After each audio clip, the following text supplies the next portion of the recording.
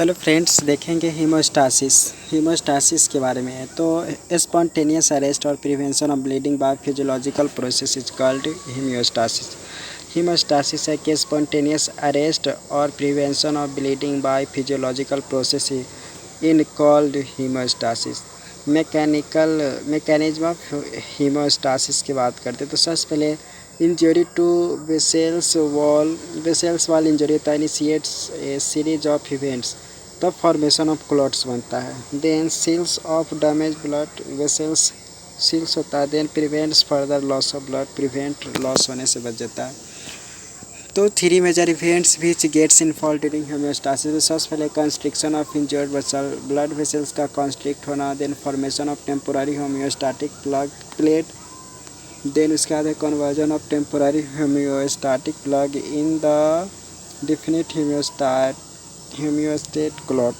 Physiology of clotting mechanism.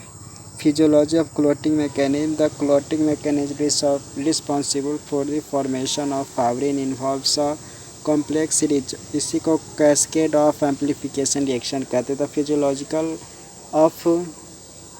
physiology of clotting mechanism. The clotting mechanism is responsible for the formation of fibrin involves a complex series और इसी को cascade of amplification reaction कहते हैं। The fundamental reaction involved in the clotting of blood are the fundamental reaction involved in the clotting of bloods are। उसके बाद यहाँ पे बात करते हैं fundamental reaction involve blood clotting. तो फंडामेंटल क्लॉटिंग सबसे पहले होता है formation of fibrin.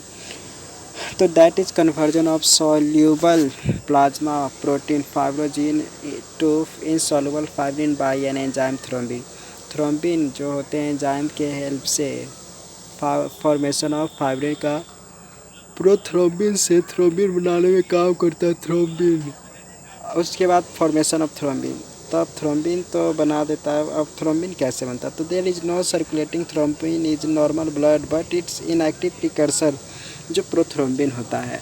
N alpha 2 globulin जिसका मॉलिक्यूलर वेट 6900 मतलब 69,000 है। An alpha 2 globin 69,000 molecular weight है। Is present in plasma in a concentration of approx 40 milligram per decilitre होता है। Prothrombin is formed in the liver. Prothrombin जो बनता है in liver. Prothrombin is formed in the liver in the presence of adequate amounts of vitamin के।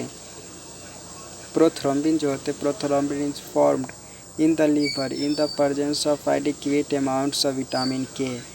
Its concentration decrease in liver disease। तो यहाँ पे बता रहा है कि prothrombin is formed in the liver in the presence of adequate amounts of vitamin K. Its concentration decrease in liver disease।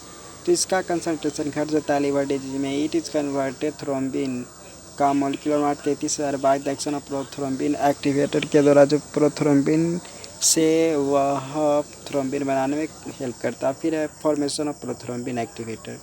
तो it is two ways extrinsic and intrinsic system से ये दो सिस्टम से बन सकता है। इस एक्सट्रिंसिक फैक्टर से कैसे प्रोथ्रोम्बिन एक्टिवेटर बनता है वो देख लेते। तो triggered by injury to blood injure to vessel wall और other body tissue resulting in formation of extrinsic prothrombin activator. तो triggered by injury to vessels wall और other body tissue resulting in formation of extrinsic activator. तो बता रहा है कि जैसे injury होता है ब्लड वेसल्स या वाल का other body tissue resulting formation of extrinsic prothrombin activator. It is so named because tissue factor जो होते thromboplastin leak into the blood from the cells outside blood vessels.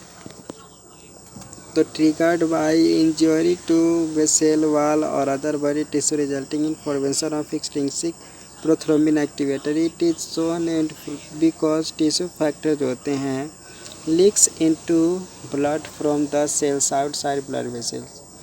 अब intrinsic factor की बात करते हैं। तो इंट्रिंसिक फैक्टर है कि triggered by blood is exposed to the intrinsic factor triggered by blood is exposed to the collagen fibre और change in blood constituent में चेंज होता है। It is so named because its activator are either in direct contact with और blood contain within the blood resulting in formation of intrinsic prothrombin factor. तो यहाँ पे बता रहा है कि triggered by blood is expose to the collagen fibre और change in blood constituent. It is so named because its activator are either in direct contact with blood or contained within the blood resulting in formation of intrinsic prothrombin activator.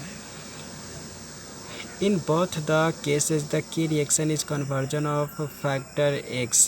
तो factor 10 मतलब in the both cases the key reaction is conversion of factor 10 to its active from XA which then interact with factor 5 से interact करता है। Calcium 2+ जो होता है, calcium 2+ platelet phospholipid for prothrombin activator formation कर लेता है। तो phospholipid for prothrombin activator in this stage factor जो 5 होता है एक्ट्स एज को फैक्टर की तरह काम करता है and phospholipids provide a surface on which the reagent are concentrated. तो यहाँ पे है कि जो फैक्टर 5 एक्ट्स एज अ को factor and phospholipids provide a surface on which the reagent जहाँ पर कंसनट्रेटेड होते हैं। देन चौथा स्टेप में देखते हैं फॉर्मेशन ऑफ एक्टिव फैक्टर 10। तो फॉर्मेशन ऑफ एक्टिव फैक्टर 10 में देख लेते हैं कि फैक्टर जो 10 होते हैं, factor 10 can be activated by reaction in either of two system extrinsic और इंट्रिंसिक।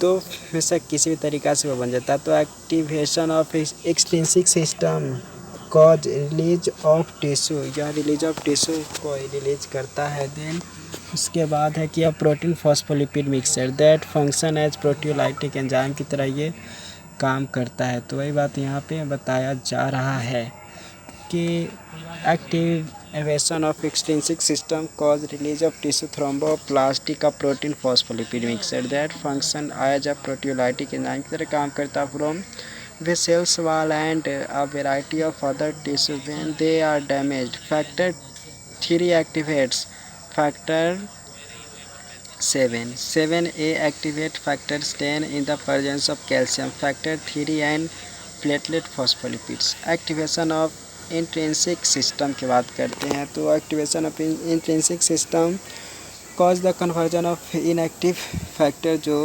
12 होता है to its active form 12a then activate factor 11a which turn activates factor 9th form a complex with 8a. This complex in the presence of platelet, phospholipid and calcium activate factor 10 to form 10a. Once XA is formed, clotting takes place within few seconds. The clot itself initiates a various circle. तो यहाँ पे कि once 10A is formed, clotting takes place within few seconds. The clot itself initiates a various circle में occurs होते positive feedback to promote more clotting. Clot retraction के बात करते हैं। तो क्लॉट रिट्रैक्शन में है कि EPA एक्सट्रिंसिक जो ये हो गया, EPA ऊपर ही हमने देखा था, intrinsic factor and IPA intrinsic जो हो गया catalyse the conversion of prothrombin to thrombin में हेल्प करता है। Thrombin acts on fibrinogen to form fibrin clot बनाने में हेल्प करता है। विद इन 5 से 30 minutes clot retract that is it contract down हो जाता है to 40% of its original volume with the liberation of yellowish fluid called serum कहते। तो यहाँ पे है कि ऑफ विद इन 5 से 30 मिनट्स के अंदर में clot retracts that is it contracts down to 40% of its original volume with the liberation of yellowish fluid. तो यहाँ पे लाइब्रेशन करता है जिसको सीरम कहते हैं। Clot retracts is impaired in disease condition which have a low platelet count, जिसके पास low platelet count होता है। अब limiting reaction prevention of intravascular thrombosis. तो लिमिटिंग रिएक्शन यहाँ पे है कि प्रिवेंशन ऑफ इंट्रावास्कुलर थ्रोम्बोसिस। तो यहाँ पे है कि that is limiting reaction prevention of intravascular thrombosis. तो reaction which prevent spread of clot in the injured vessels after blood coagulation. तो यहाँ पे reactions which prevent spread of clot in the injured vessels after blood coagulation. These reaction include, तो इस reaction में ये सब शामिल किया गया हुआ। तो क्या क्या शामिल किया गया इस रिएक्शन में? तो removal of some activated clotting factors. तो यहाँ पे है कि limiting reaction prevention of intravascular thrombosis में ये है कि reaction which prevent spread of clot in the injured vessels after blood coagulation. These reactions include removal of some activated clotting factors, especially 9th, 10th, 11th, and 12th from the circulation by antithrombin 3, a circulating protease inhibitor secreted by the livers. Reduction in the supply of clotting factors to the degree that they are used up during clotting. Interaction between thromboxane A2 and prostacyclin. Presence of natural anticoagulants in the circulation, that is heparin and protein C. तो presence of natural anticoagulants in the circulation, that is heparin and protein C. तो